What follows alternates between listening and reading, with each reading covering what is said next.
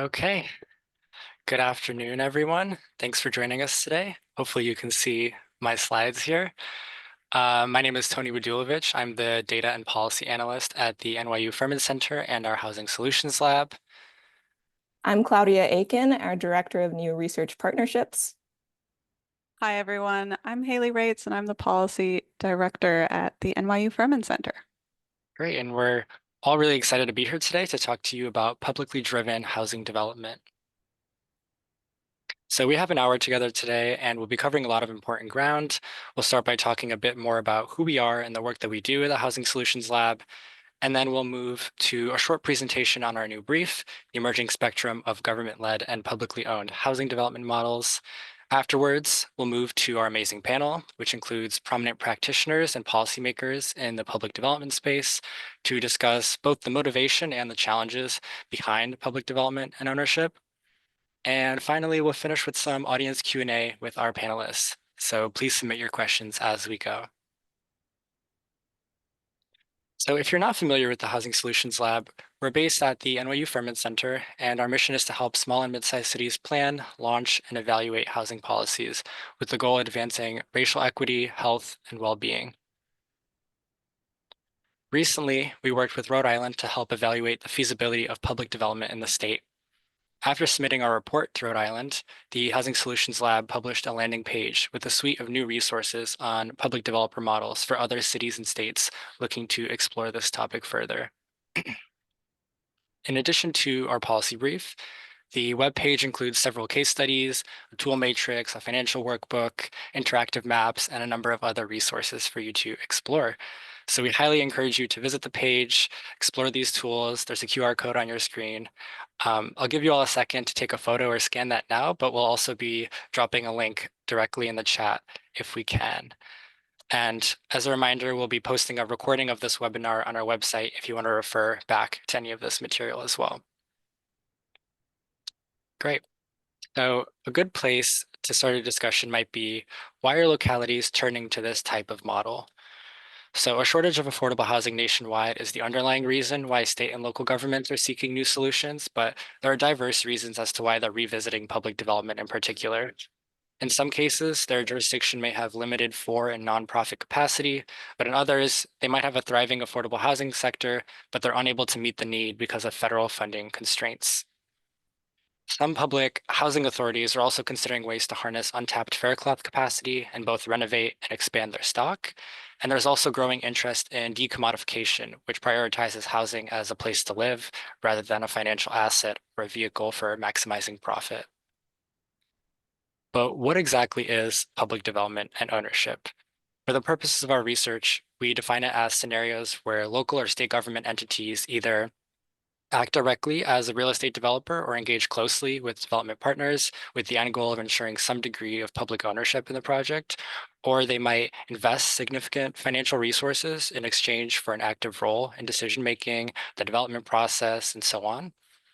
It may also include scenarios where these entities are long-term owners of the housing and the land that it's built on, which allows them to maintain continuous public control and oversight over these properties.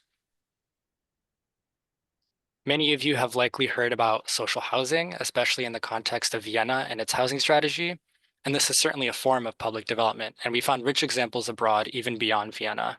So Helsinki, Copenhagen, Singapore, and Hong Kong also have social housing systems, and we found some overarching characteristics among these models.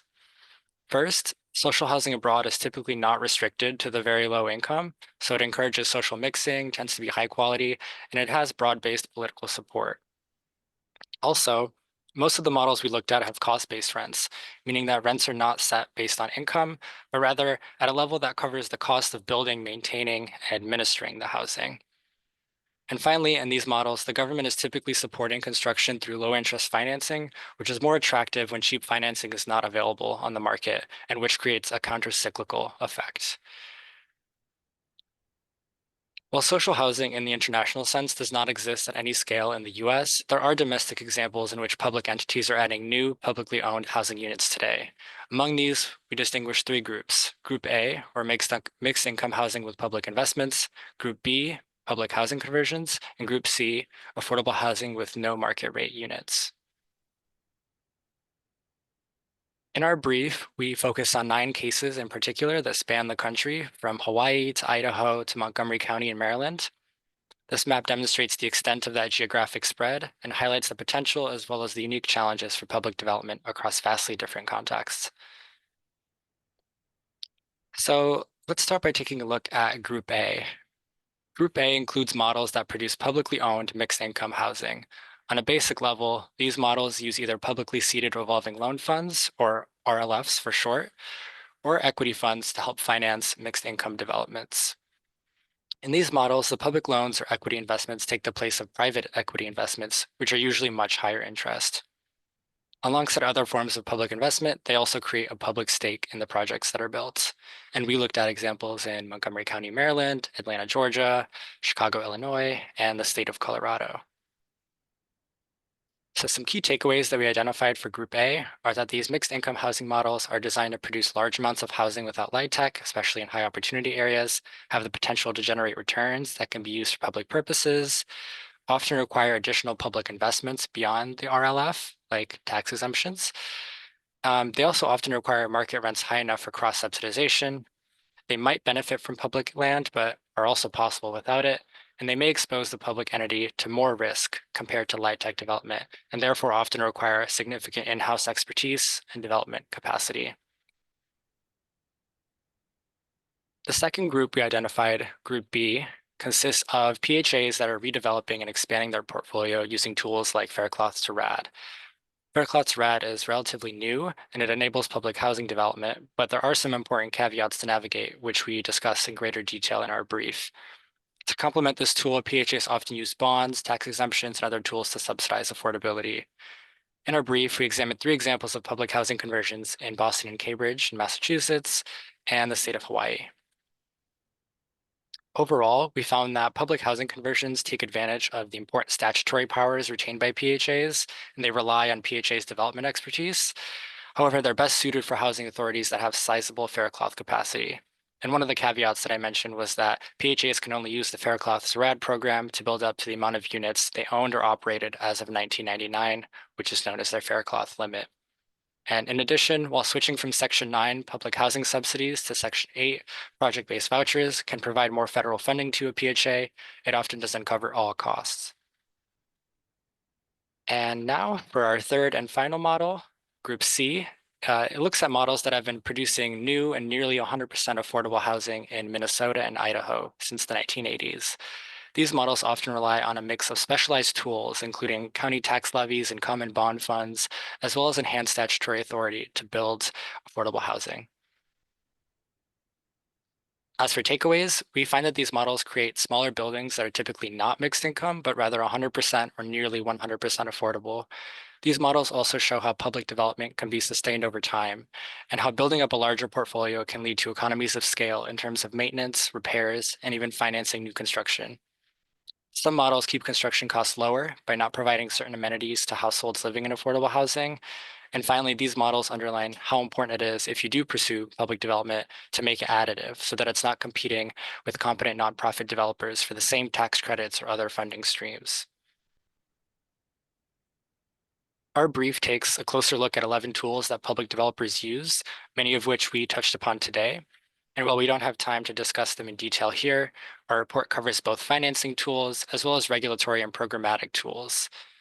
And so these are some of the examples of the tools that are covered in our brief.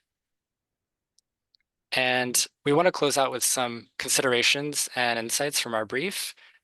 So basically, for each case, we found it important to consider the risks and returns of public funds, ways to maximize and streamline existing programs, discrete needs that only a public developer can fill, any unique local context that might facilitate or hinder development, the importance of establishing a dedicated funding stream, the local capacity and expertise that's needed to act as a public developer, and finally, long-term sustainability of such a model.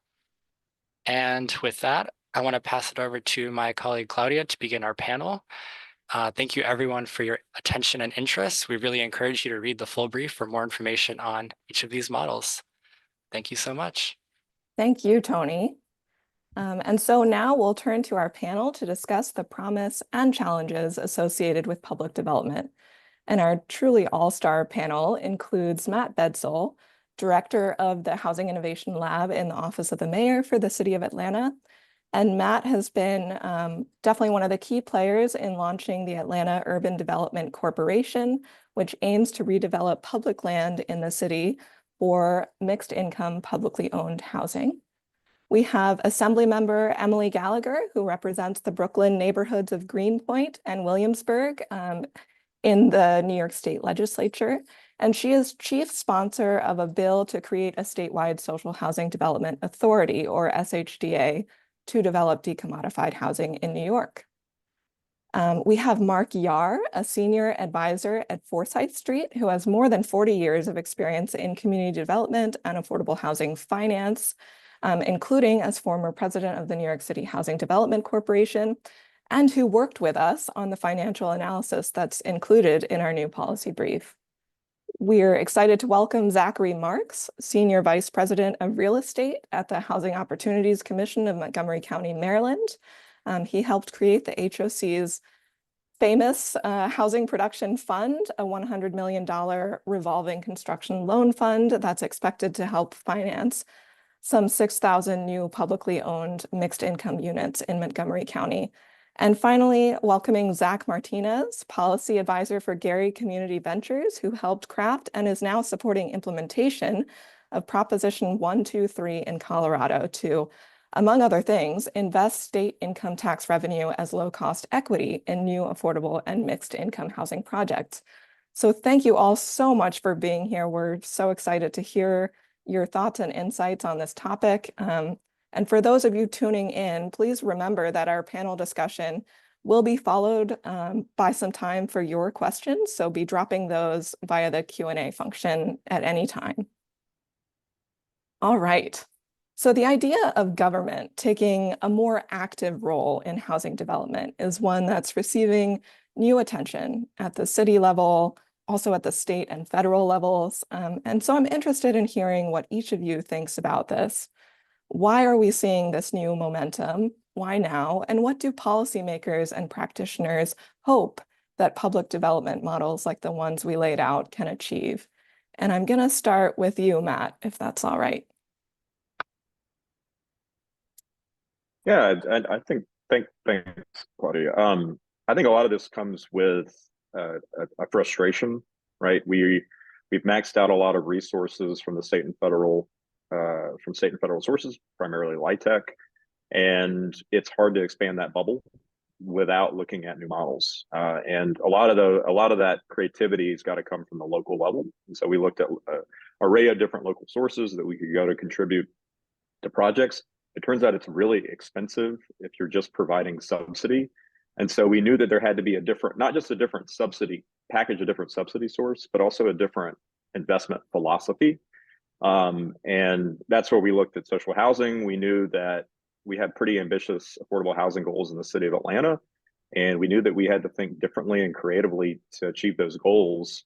And we landed on social housing as the way to do that. I don't think this came from a place of ideology. It's mostly just, look, this is a successful model. It's worked in other countries really well. And we think, particularly with the resources that are available at the local level, it's going to work really well for us. Emily, could I get your thoughts on this as well?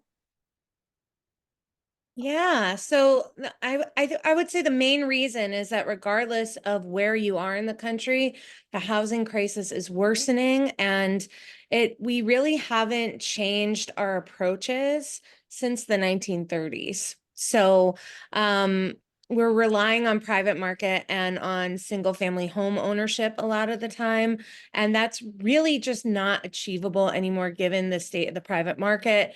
And for most people, housing is the single largest cost in their daily, monthly, yearly budget. So removing speculative pressure and other issues from the housing market is really important. And a lot of times the well-intentioned local models are still ending up subsidizing landlords. So that's one of the reasons why I've been really interested in creating a decommodified housing model. Great. Let's go to you, Mark. Yeah, this is obviously an exceptionally complicated issue. I mean, somebody once said that economics, dismal science, and it's perhaps no more dismal than we talk about affordable housing, where the math is very cruel. And at the end of the day, there's a set of there's a math here that asserts itself over and over again in the cruelest manner possible. So while the legal form of housing really matters because it creates a framework of incentives and back-end structures that can ensure or impede preserving housing over the long term, affordable housing over the long term. Underlying that is are the economics of affordable housing. New York City, for decades, has had permanent affordable housing, permanent, forever. It's NYCHA. And the failure to invest in NYCHA over starting, I'd say, from 1994, prior to the Fair Claw Amendment. And by the way, I think he was a pig farmer from North Carolina, Louch Fairclough. But that failure to invest in NYCHA resulted in it deteriorating significantly to the point now where we've had for several decades now a real crisis. So the economics of affordable housing are cruel, and and there's no magic bullet, I believe, to solve those economics. There's not like one thing. Land, acquisition, sales of land at zero, tax abatements and exemptions, inclusionary housing, additional capital subsidies. Usually, to accomplish the goal you want, you need a whole array of these incentives to put them together in a deal. The other thing I just want to mention is it was interesting, Tony, when you went through those cities. Let's see now, Copenhagen, Vienna, Singapore, Hong Kong. There was one factor you left out. They're all homogeneous populations. They're all homogeneous populations. And so it's not like there's an other that's benefiting from the social benefit, this social subsidy, this government subsidy in those countries. It's really a matter of class and not of various ethnic groupings. And I think that really has a bearing on the commitment and willingness of the public and of the government to fund those to the highest level possible. Austria is a city of historically social welfare, social democracy, big, robust social welfare programs, also historically a homogeneous country. And as immigrants move into a place like Austria and Vienna or Germany or France, you see all these tensions bubbling up to the surface, probably over time, perhaps putting at jeopardy the social housing commitment. So I'll leave it at that. Maybe a sort of dark image, but I'll leave it at that. Thanks so much, Mark. And those are points that definitely came up in the interviews we did, so I appreciate you raising them. Zachary, how about you? Yeah, I mean, certainly a lot of good answers already given. So I would just echo one and add a couple others that I think first and foremost, what we felt and what we've heard is it really is that frustration and, coupled with what, Emily spoke of, which is just the sheer magnitude of the problem. I think everybody's tired of waiting for the solution to come from the federal level, knowing that oftentimes when solutions come from the federal level, they come with, really unworkable, one size fits all kinds of issues. And so I think first and foremost, it was the idea that if we do this locally, we can be more nimble, we can tailor these things to our communities, and we can get started. So I think that more than anything was a big one. But I think two others just to add to the discussion are that, one of the things that I think our council really liked was that this was something that could be done government to government. A lot of times what constrains programs is the fear that, there's fraud, waste, use, abuse, that sort of thing by the private sector. And in this case, the council didn't have to worry about that because they were handing this tool to their housing authority in our case. So it was government to government. It was a known governmental entity.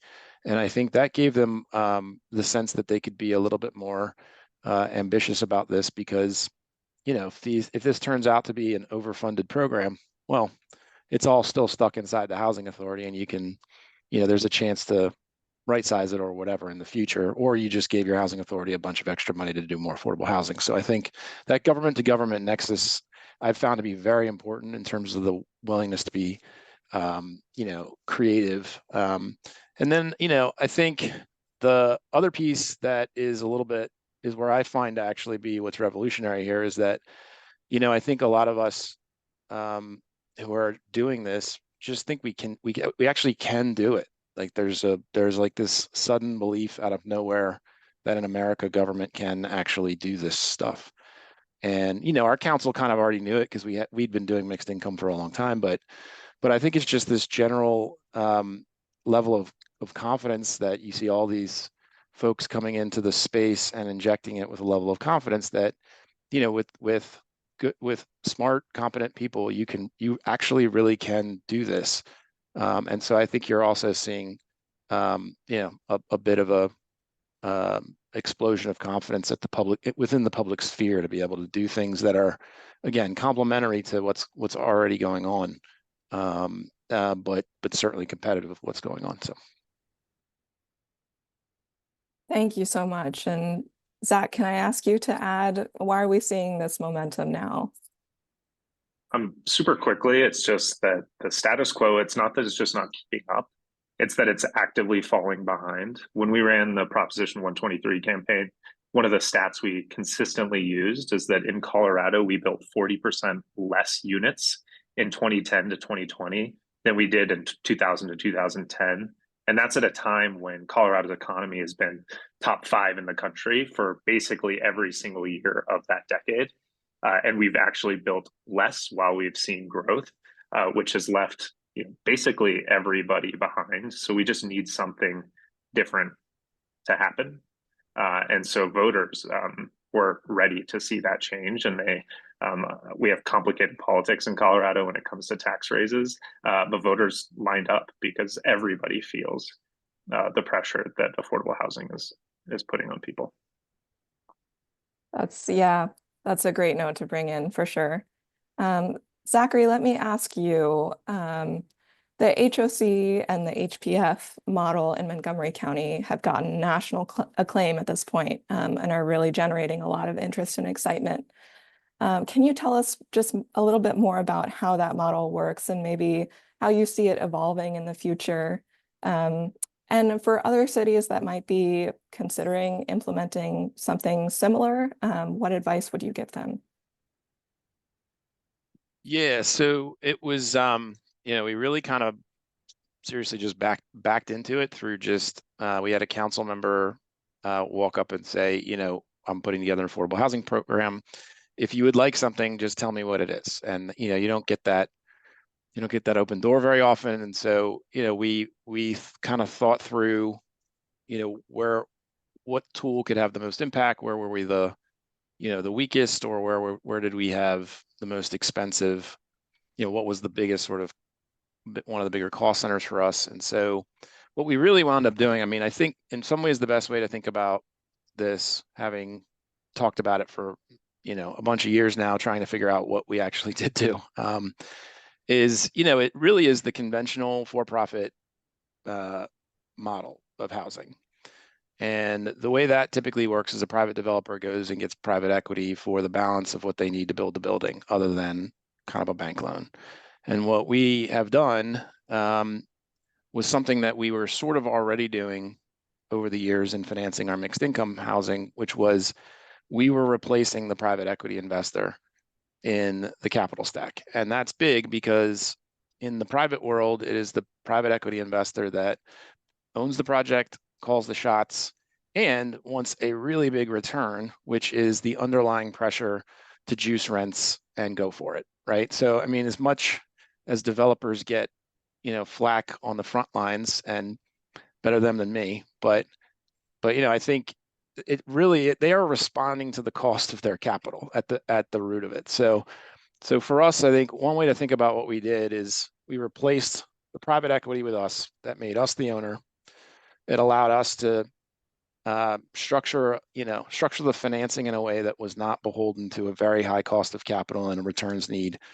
And I think most importantly, all that value that's created by we as municipalities, not just in creating the opportunity for other developers to build, but we put all the pipes in and the roads and all this other stuff that make these places that then we just hand one of the profit centers over and say, okay, it's all teed up, you guys go for it and make a bunch of money. And so, our feeling has been historically as HOC that there's an opportunity for us to play in that market and to capture a good bit of that value within the public sphere that can then be reinvested. And I know that Tony had that in his presentation. I think that's a really important point in terms of where it's going. I mean, I think the rest of the country has really done that for us. It's been really exciting to watch so many people innovate, improve on what we, our really basic idea. I think people have already improved on it and innovated and adapted it to their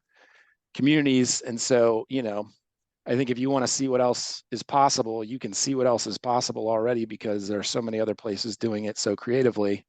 And I would just say in terms of like what to think about, I think the basic ideas are it's really important which government entity you're going to hand this to. Does it exist already or doesn't it? Do you have the people that you need to run this thing or don't you? And these are all questions where if the answer is no, you can fix that. But you really got to be honest about who's going to run this program, which entity is going to do this, and what are the challenges, constraints, and strengths of that entity, and the folks that you're going to try to either retain to do this or attract to do this is one of the central questions. And I also think that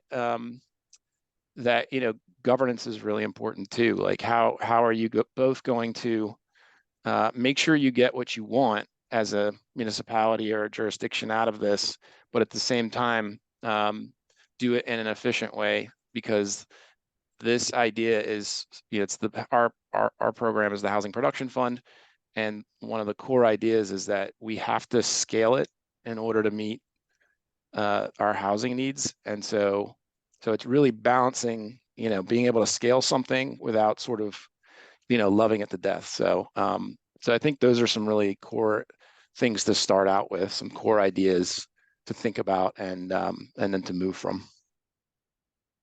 Thanks so much for that. And I like your point about how people are already kind of innovating on HOC's model. And so I'd like to ask you, Matt, about Atlanta and really the way that the city is treating public land as a cornerstone for its approach. Could you talk more about what led to that and what advice you might have for other places seeking to leverage their public land? Yeah, absolutely. I think it starts off with a simple problem of we're really just trying to identify as much funding as we can to support affordable housing. Like money, we mentioned it before, money is sort of the ultimate challenge. And if we can identify new sources of capital, that can lead to producing more affordable housing. We had a lot of leadership from Mayor Andre Dickrens when he entered office. One of the things that he ran on was develop our public assets, our public land, both in the city and a lot of our different agencies more responsibly, faster, more effectively. One of the first things we did when he entered office was we identified the value of public assets. And it turns out, not surprisingly, in the city of Atlanta, there's a lot of value there. It's sort of like the treasure chest you forgot in the attic for 50 years. And you realize, it had some type of, invaluable baseball card or something that wasn't valuable 50 years ago, but now it is. And we needed to do something. Now, one of the problems with public land is that it's oftentimes hard to liquidate or to realize that value. We had a lot of really great sites. They were really great locations, the kind of locations that we want to build mixed income housing, that we want to make sure that folks around the city, low income, middle income, and high income have access to. But we really needed buy-in from leadership to be able to activate these properties. When I say a lot of these sites are, they're city facilities, it could be a fire station on a 3/4 acre site that's worth $20 million, like the land is worth $20 million. Or, we have public sanitation garages elsewhere in the city. That requires a lot of buy-in from the executive because you have to be able to cross all different types of agencies, different departments with a singular voice. And so one is, it's great that this idea really came from our mayor, and he helped push it and is continuing to help us push it. And the last thing is, like I said before, is like public land is a great tool to solve a lot of different problems that aren't just affordable housing. We're conducting a public facility study right now, right? It is identified 5 different key properties around the city we think would make great homes for mixed income housing developments, social housing developments, that could also realize a lot of capital for the city for other priorities. And so part of our pitch to the departments is y'all need new facilities. We can not liquidate, but basically realize some value through the development of these sites. Some of that value can go to supporting new public facilities for y'all so we can get high quality sanitation services, high quality transportation services for city residents and make it easier to recruit staff. And so public land is just a great tool to solve all different types of priorities. For the city of Atlanta, it made a lot of sense as an ultimate tool to create affordable housing. The last thing I'll say for advice on how to get the most out of land, I mentioned before, you need buy-in from leadership. I think you really need centralized authority that can speak from that executive to really be effective. But I think the second is to try to use the value of that land to take a different investment philosophy, to try to use it as an equity contribution and not just sell it for money. And a lot of this is taking a more long-term approach. For us, one of the exciting things about the social housing model is that we're able to contribute the value of our public land as an equity source as part of the Atlanta Urban Development Corporation. And so they can get a lot of additional returns. And it means not only are we getting some kind of value from the site from the day that it's finished and built from the provision of affordable housing, we also have a continual stream of income that can go to support increased affordability at that project or new affordable projects elsewhere. Part of that is pairing it with other resources. Public land is great, but if you really want to get the most out of it as an equity tool, you have to also bring in other sources of capital. In the case of Atlanta, we're bringing in 100% tax exemptions. We're also bringing in our own housing production fund that's modeled off of Montgomery County's in the form of low-cost capital that can take out the place of equity partners. And again, I'll say this: public land is not going to be the only thing. It's not an ultimate end all to your problem, but it is a great quiver in your tool set. And I think it's also a great way to just solve a lot of different problems with your city and to basically liquidate or to activate a large sum. I think in our case, we've probably got a store of over $100 to $150 million in value and property that we own that we can activate within a couple of years without having to go to necessarily ask for bond issuance from city council or raise taxes or do anything else that gives a lot of political leadership or council heartburn. Thanks, Matt. Yeah, it's just fascinating. And these models, of course, are not just seeking to transform the financing and development of housing, but also the tenant experience itself. And I'm hoping some of you can speak to that aspect as well. Let's go to you, Zach, because I know Colorado has been innovating with the tenant equity vehicle. Can you tell us more about that? Absolutely. The tenant equity vehicle is probably the thing I like to talk about more than anything in my work. Proposition 123 allocates over $300 million a year in Colorado to housing. And it's across a bunch of different programs, which I won't bore you all with all of the details because it will take the rest of our time. But what it does kind of on a high level is it returns capital to the state at about 2.5%, depending on if it's an equity investment or a debt investment.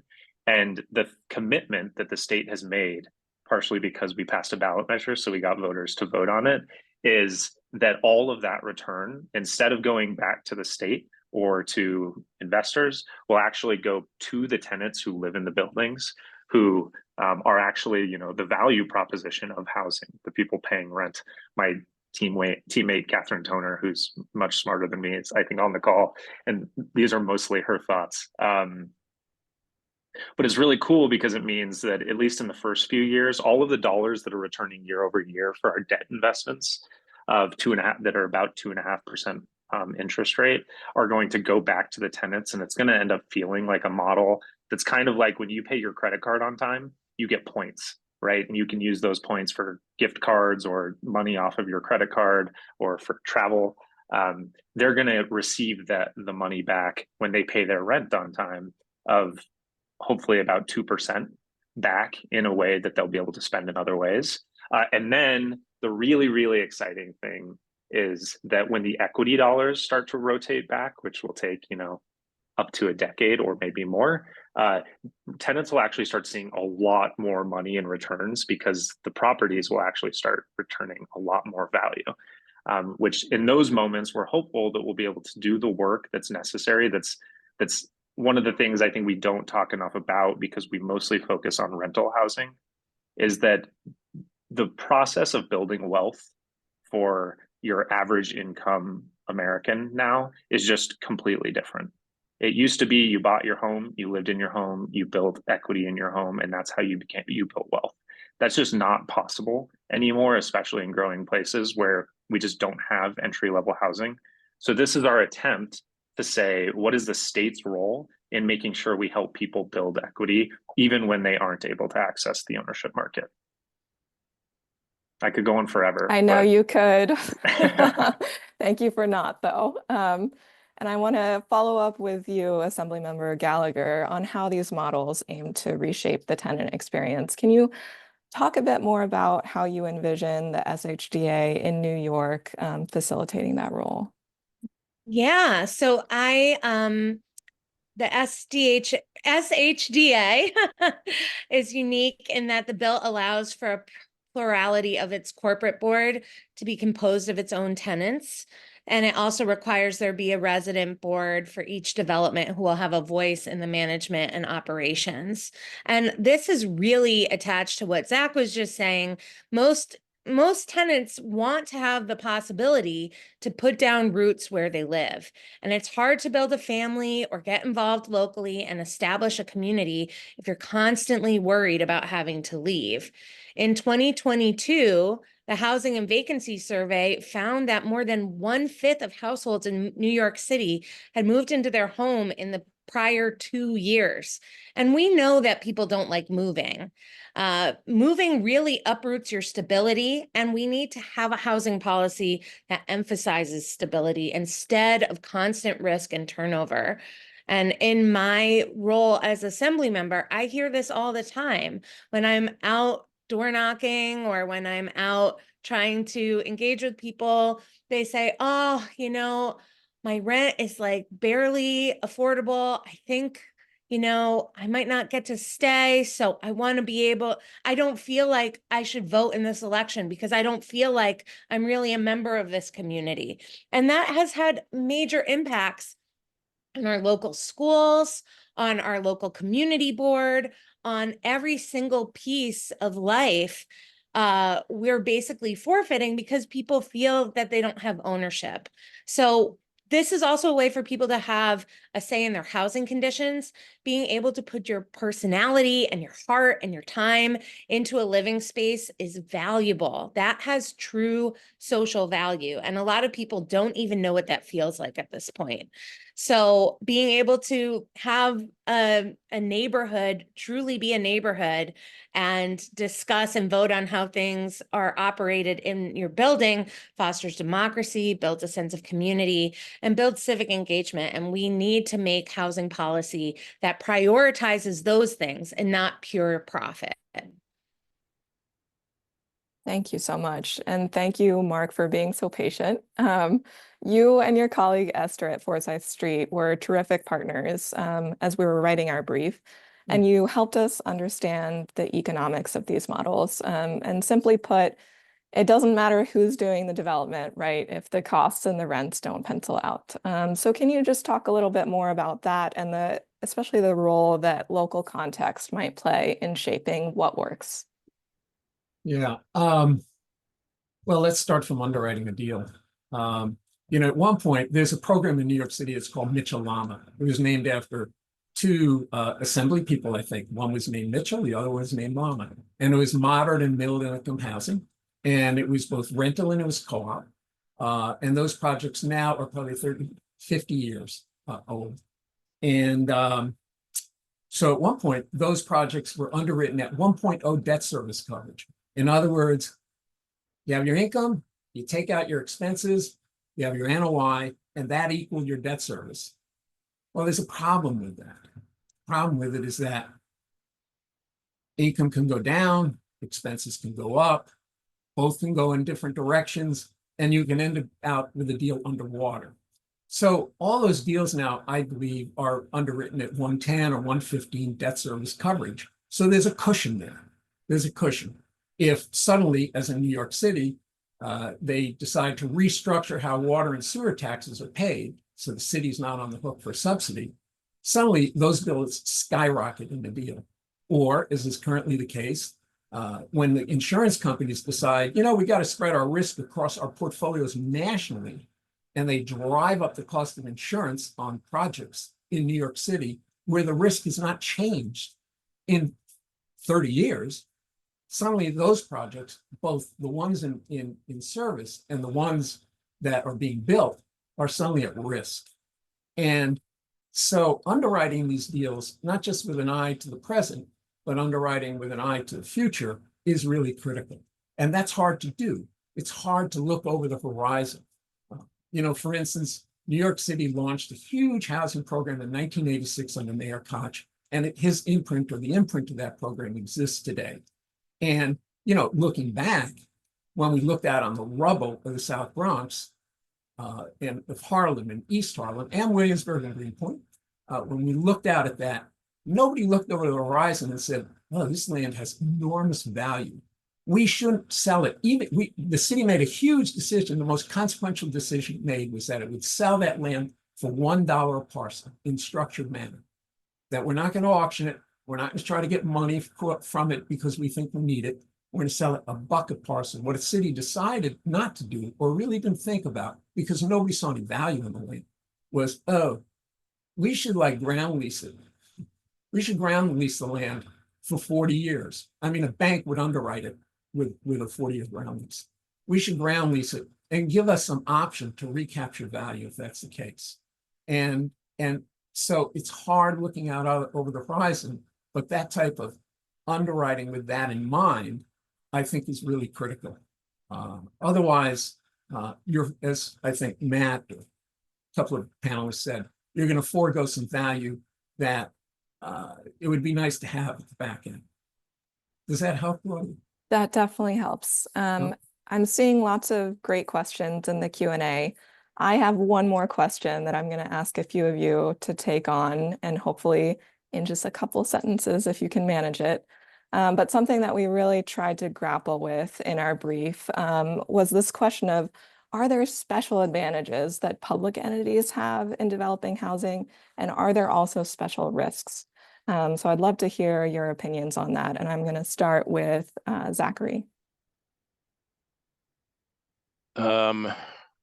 So yeah, for sure. So on the unusual sort of risk side, I would say that, kind of piggybacking on my earlier comments, governance is really, really, really important. So consistency from administration to administration, having a board structure that knows exactly what it should do and shouldn't do, around, what is it trying to make, what are the threshold for decisions, and the ability to attract and retain the necessary people to do this, because in most cases they often don't, they often aren't at the actual entities to begin with. Some are, some aren't.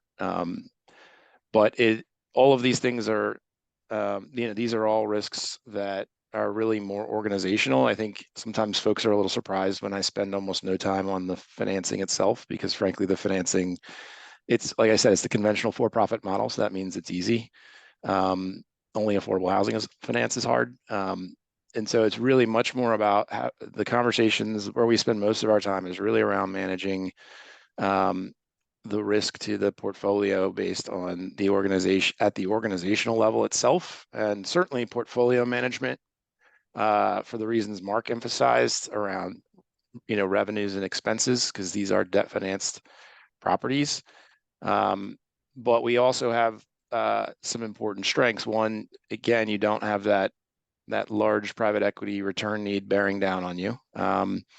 We know our market really, really well. And I think you hear that too in the comments from, the other panelists, how granular this knowledge is. Frankly, a lot of private firms don't have this granular and understanding of these markets in the way that, I think you've heard every single panelist say something that's actually really, it's very precise intelligence. And so, we don't do work anywhere else other than Montgomery County. And so we often can tell you what's going on to the block. We also have, a great relationship with the county itself. And so as does, many of these other entities. What's really happening here is that in my view, is that these governmental entities are really tools of the municipality to go do things to the profit of the municipality. And even if it winds up residing with, coming in and out of the authority, doesn't really matter. At the end of the day, it's an extension of the municipality, and it's about taking these entities and using these incredible tools. I like Matt's attic analogy. I mean, it's like we've had these tools, these immense tools at the municipal level for so long, and we've just literally not used them for profitable activity because of reasons. And while I understand those reasons, I think everybody's starting to agree it's time to move on from those reasons. So I think there are, around managing insurance costs. I don't know that anybody does that better than Montgomery County, other than other cities and counties. So they're just really powerful tools at the state level. Land is another perfect example that can be leveraged to the extreme benefit of the municipality. Often, I know it's a strange word, often to the net, positive, profitable, whatever you want to call it, that's not offensive, result to the municipality, to the government itself. Well, I think that was a great answer and actually very encompassing. So I'm going to end the panel portion here, if that's all right, and turn it over to my colleague, Haley, to facilitate some audience Q&A. Great. Thanks so much, Claudia. Yeah, we have some really great questions from the audience. And I think the first one is really for whoever on the panel wants to answer the question, which is that discussion of public or social housing initiatives really seems to ignore the role that nonprofit developers play in affordable housing. And so this person asked, what would social housing accomplish that nonprofit developers could not?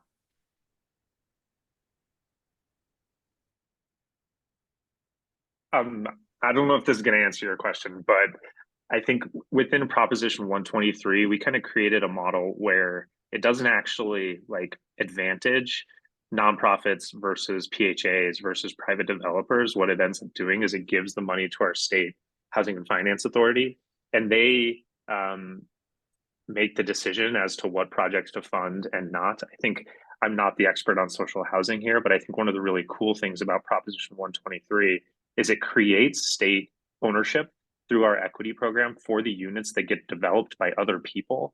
So it gives the state the ability to have a long-term investment and say over what happens to the building without actually having to have the state or city or other entity that's public do the development.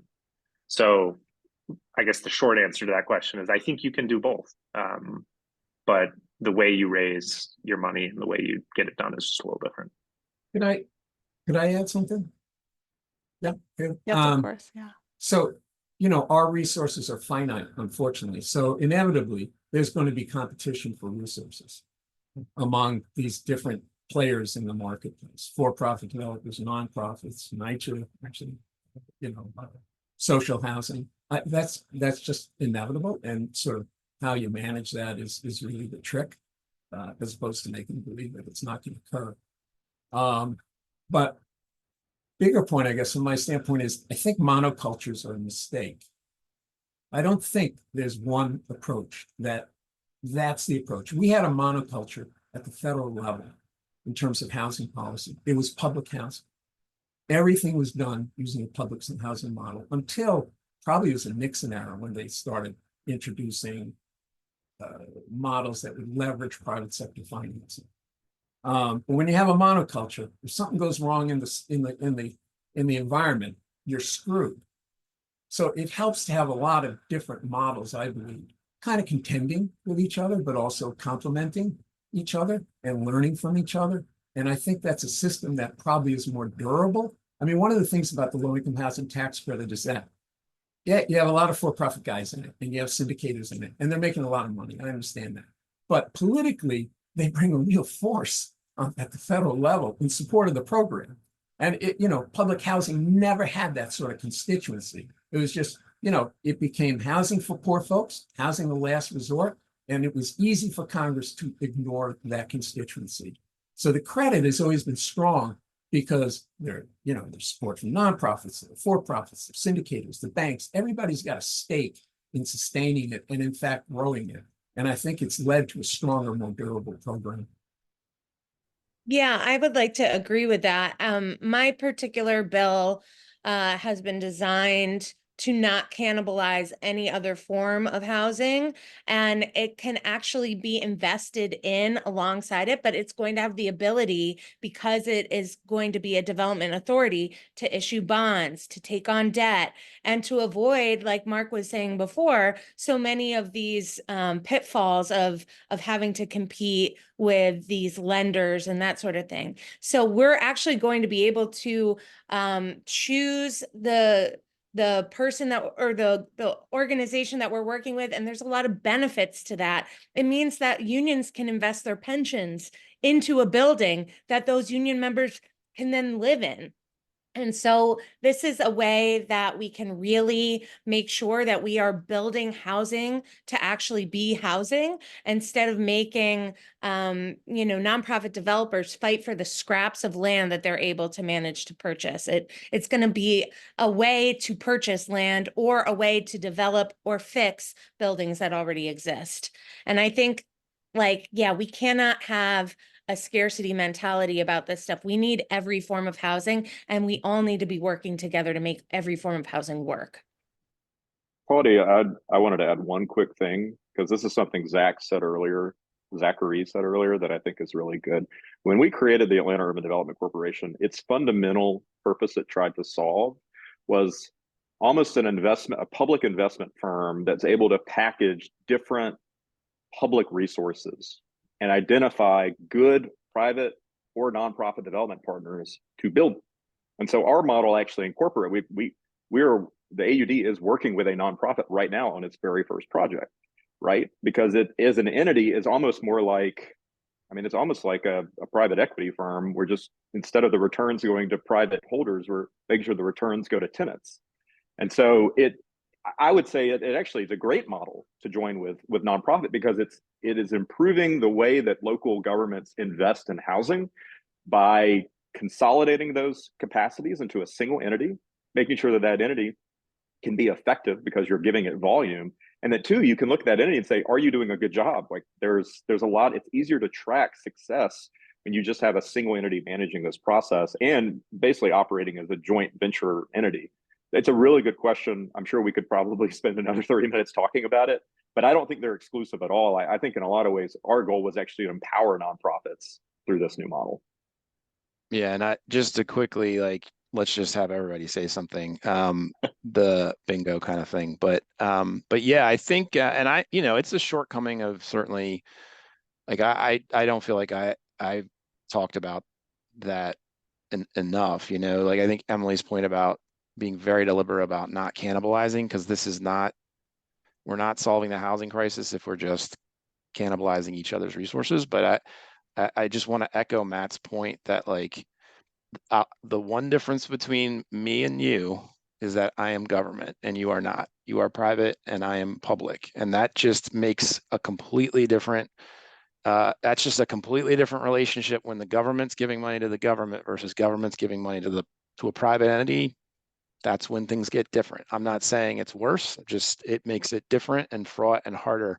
And I also want to echo Matt's other point, which is there is no way we could scale this thing like we have my, me and my team do it all. Like I would die. Like we actually need the nonprofit community to give us the capacity to actually do this stuff. And I don't know that I've said that enough, and because I'm usually talking to other governmental entities, but to be very clear, this is a boon for nonprofits. It's a completely different business line in the same way that for housing finance agencies, it's a completely new fee stream and business line that does not exist today.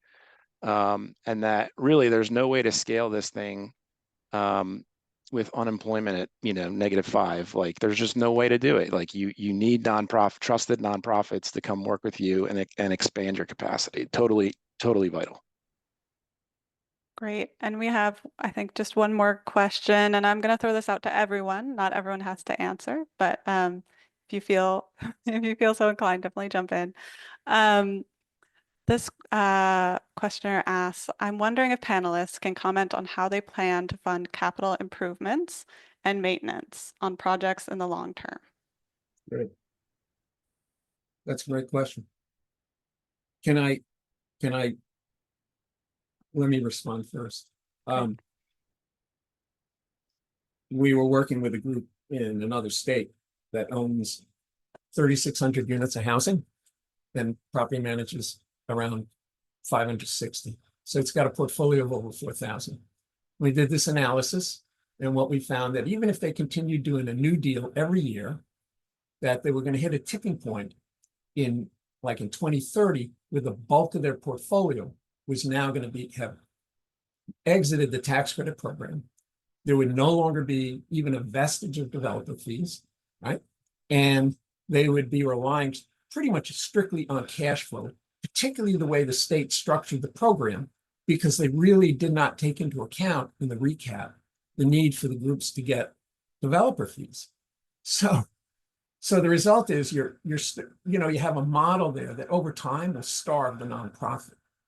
But the other side of it is you need to build models, and when you underwrite, you have to understand, and this is talking about year 10, year 15. If you're not taking into account that you're going to have to recapitalize these deals in year 15, that they're going to need new roofs, they're going to need new heating systems, they're going to need new kitchen cabinets and new toilets and everything else, then what you're doing is what happens with public housing authorities. You're sort of living off your past investment until you exhaust it, and the place starts falling apart on the tenants and on the public. So I think, you really have to think through your models. You have to understand what your incentives are at the back end, what sort of capital you need to make available at the back end to recapitalize deals. Otherwise, you're living on borrowed time. To add to what Mark's saying, I'll be brief on this.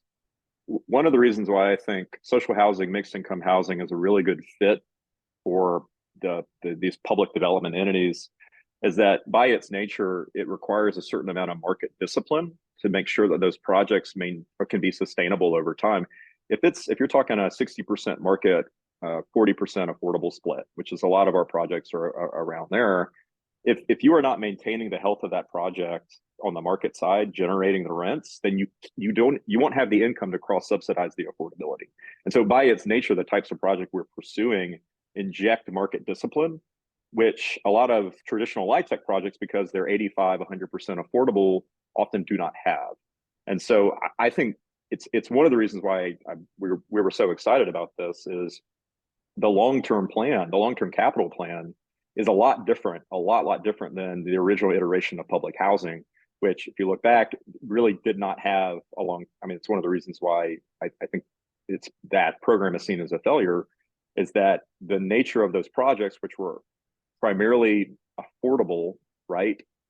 There wasn't a lot of incentive to maintain those properties, even market incentive. And so I think a lot of it is bringing up the carrots and sticks, the incentives from the types of projects that these entities are pursuing that can drive success 5, 10, 15 years down the road. Because I think fundamentally, public entities, public development entities are actually really good. Like they can be really good at extremely long time horizons if you build those incentive structures correctly up front from capacity and the types of projects. And I think they can be like really self-sustaining. We've seen it in Europe. You know, a lot of these social housing agencies have been around for over 100 years, and you know they continue to be successful. And I think a lot of that started with we were pursuing a different type of project that maybe our public housing agencies were pursuing in 1938. Fantastic. Well, I'm just aware of the time, so I think we're going to have to wrap here, but I want to start by thanking all of our panelists. Really great perspectives today. I want to thank my co-authors on the call, Claudia and Tony. And I'd also like to thank our attendees and for some really good questions in the chat as well. So thank you all. This has been a really good conversation, and I appreciate you joining us today. Thank you. Thanks so Thank much. you. Thank you. Thank you This all. was really fun.